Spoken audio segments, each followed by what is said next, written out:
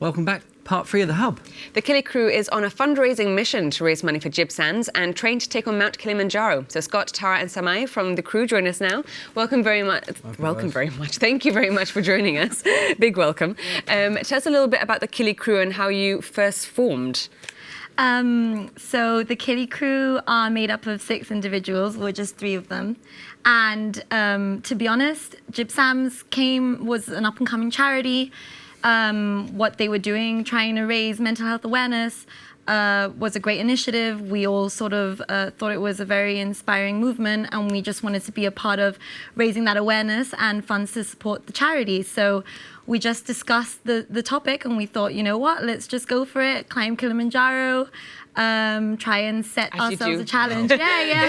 Because I suppose I always wanted to climb a mountain, and when we spoke about it, they were all on board, and they all decided that, yeah, let's climb a mountain. It's a mental challenge, so it's a great way of being sort of an example to how you can sort of overcome things with your mind, really.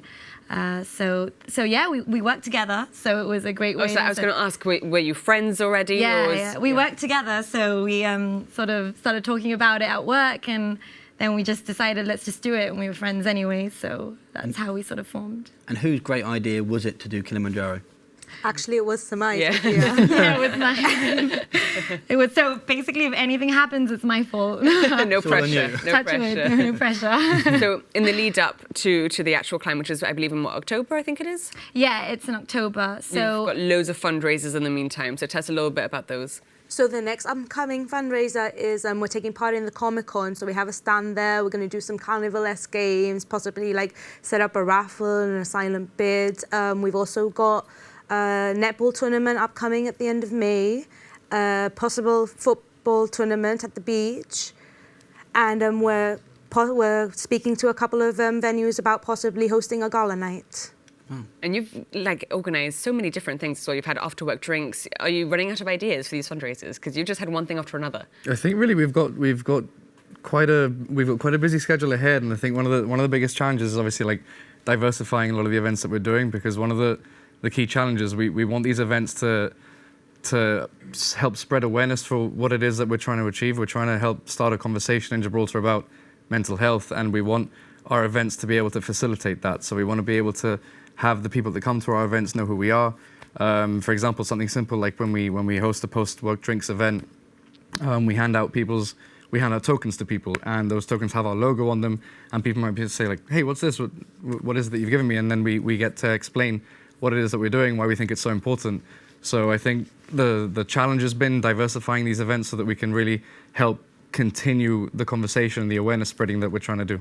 Mm-hmm. Yeah. Now, mental health with men in particular, there's been a big stigma, and it's been mentioned a lot in the press in the last year or two about men in particular finding it very difficult to speak about their feelings and mental health issues. So as one of the guys in the group, I'm sure maybe you can speak on behalf of the others. Do you feel like a responsibility as well in that respect to get that message out there and say it's okay? Yeah, it's definitely something that needs to be brought up. I think that ITV actually did something that was quite striking about a month ago now. Yeah. Well, they actually placed 84 male mannequins on top of the ITV headquarters in the UK, and that was meant to signify the fact that 84 men a week in the UK tragically take their lives.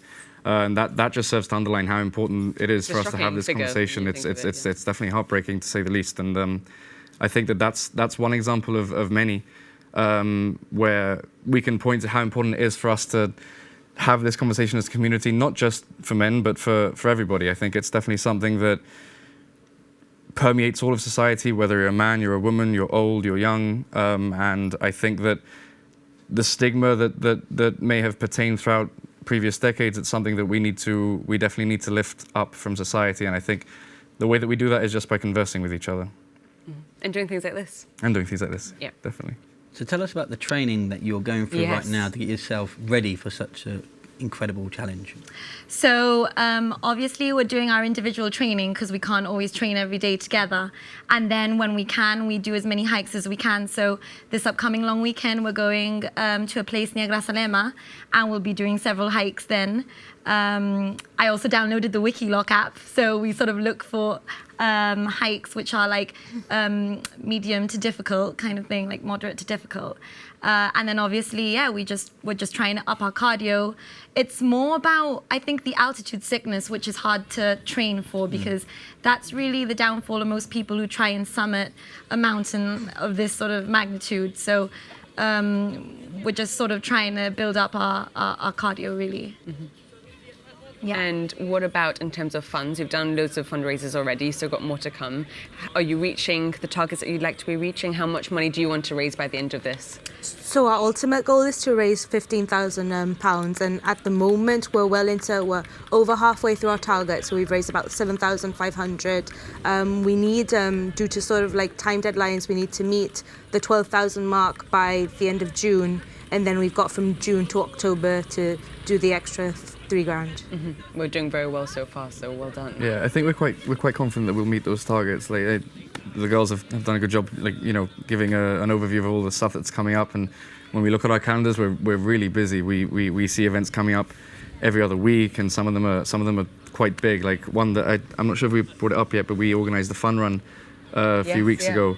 And that's Put it on something. our screen right now. Yeah. There it is. Yeah, Great yeah. timing.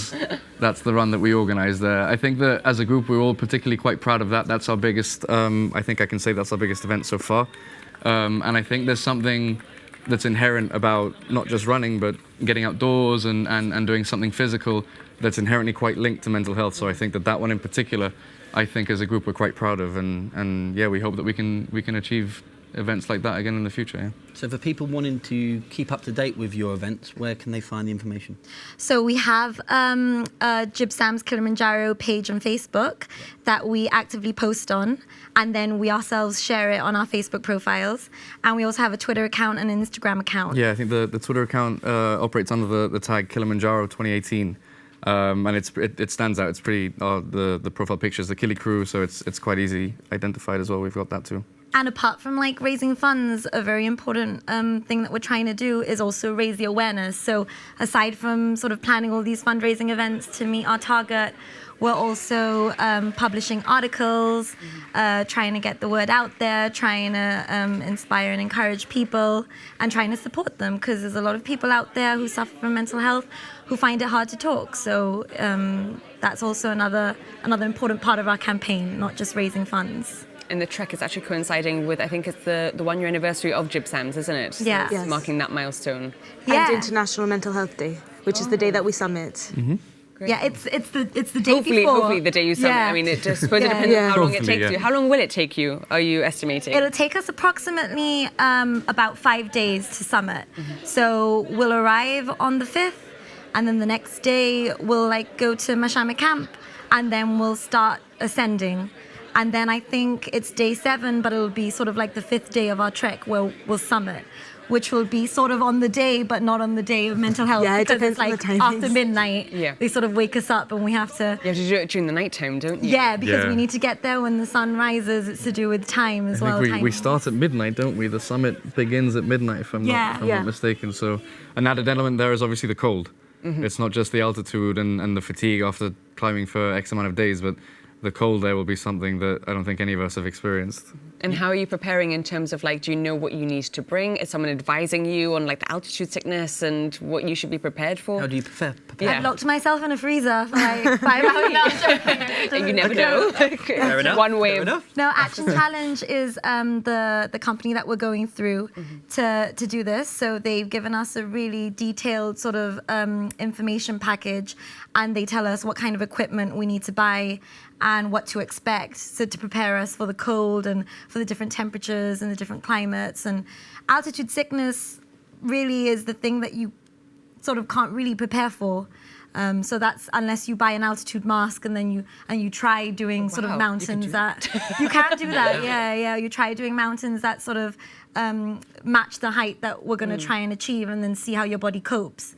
But it's really hard to prepare for that. That's the biggest challenge, I think. Yeah. Yeah. Excellent. Well, are you nervous? Excited? A little bit of both, to be honest. Yeah, I think I think we're so occupied with fundraising and raising awareness, which is the whole reason why we decided to do this, that I don't think it's actually sunk in what kind of environment we're putting ourselves in and what challenge we're actually undertaking. Definitely, yeah. And I think that when we're there, I think that's when it's going to really hit us. So I think it'll become real when we see the mountain. I think Yeah. that's the thought that I've always had, like looking ahead when the first sight you have and you think, Wow, I'm doing like, this. Yeah. I mean, I think in particular Kilimanjaro and that mountain is very fitting for mental health because it's not a technical climb exactly. Theoretically, anybody can climb Kilimanjaro with the proper training, at least a basic level of training. But it's the altitude sickness that gets you, and it's sort of like the mental struggle you put yourself through to be able to summit, and that's really like what we're trying to create awareness for is mental health and sort of like putting the word out there. And it'll be lovely for you as a team after all your months of hard work Yeah, and dedication to definitely. this cause. It'll be, I'm sure, really rewarding when you reach that summit all together. Yeah, and we're really good friends as well. So it's nice to have that experience together. And obviously, we all have personal reasons why we've decided to choose Jib Sams as our chosen charity and raise mental health awareness. So it's going to be a great achievement, I think, for all of us. Well done, and carry on with the good work because you guys are doing amazing, amazing work. And I'm hearing everyone talking about your events, so really well done. Thank you. Have to have you back on the show when you finish. Yes. Yeah, well, that I'm would sure be once you're really done, great. this has taken up so much of your time. You're going to want to do something else once you're back. You're not going to know what to It's do going to with be a yearly yourselves. event now, guys. You realise? Yeah, this had to be an Not a lot annual more you thing. can do bigger. Yeah. We'll come back with dreadlocks and we'll be like, we're never doing it again. Right, thanks, guys. It's time now to head to the movies with our movie buff this week. Just our movie buff. Just Christina.